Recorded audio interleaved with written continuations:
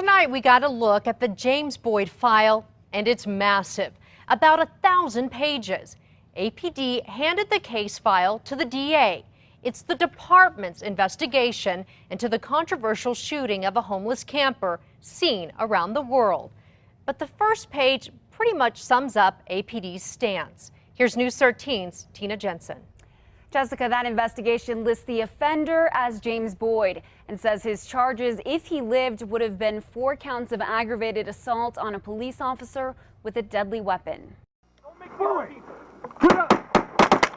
The shots APD officers Keith Sandy and Dominic Perez fired came after hours of unsuccessful negotiations with James Boyd, with officers trying to get the homeless camper to come down from his illegal campsite in the foothills and give up his small pocket knives. In the synopsis at the beginning of the 1,000-page file, it says, quote, during the arrest, Boyd again brandished 2 knives toward officers, which resulted in Detective Sandy and Officer Perez using lethal force and shooting Boyd.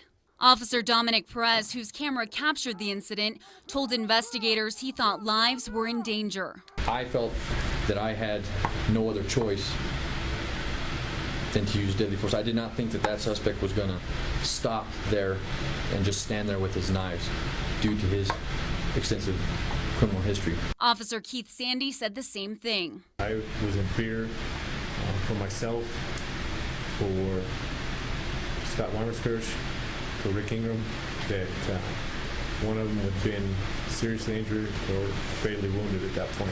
Attorney Joe Kennedy, whose firm is handling the Boyd family's lawsuit, says officers saying they were in fear doesn't give them a free pass. The pattern of practice has been to say you're in fear for your life because they know that's the legal standard.